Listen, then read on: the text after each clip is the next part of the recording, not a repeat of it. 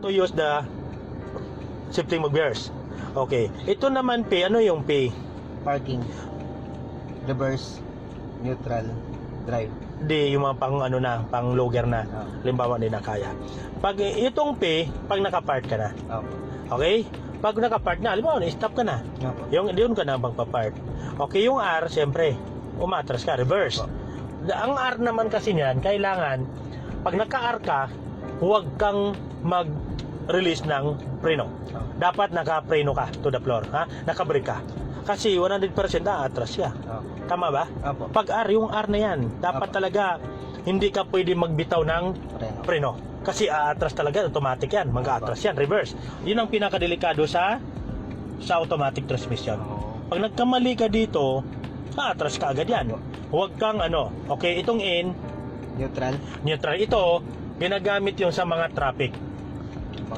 Traffic light, mga traffic, pwede ka mag-neutral para nakarelax yung paa mo kahit nakawala sa preno. Opo. Kasi neutral naman.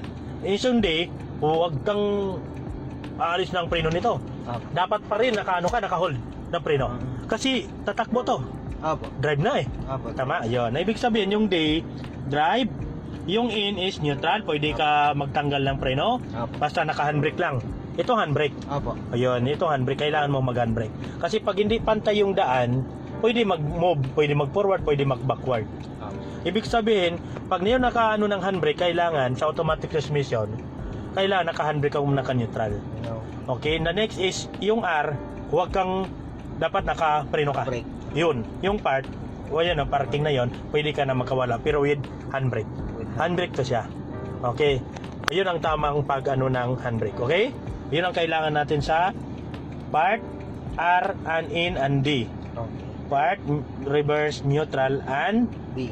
drive. Okay, tama. Tapos to, logger na lahat. Yun, pang bundok na. Okay, yung kailangan natin ha, sa mga shifting move gears ng ano ha. Okay, preno. Okay, R, lagay mo sa R. Yun. Yung R mo na R. Yun, ibig sabihin, yung R nakapreno ka. Tama, mali? Tama, kasi atras na tayo nun.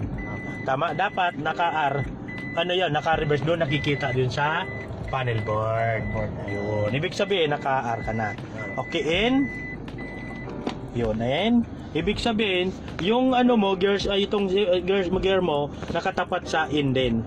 O yun naman talaga, nakikita doon sa, yun naman, neutral. Ibig sabihin, pwede ka magwala ng preno. Yan, tanggalin mo si preno. Yan, pwede mo tanggalin. Kasi di naman na siya umaatras, tama?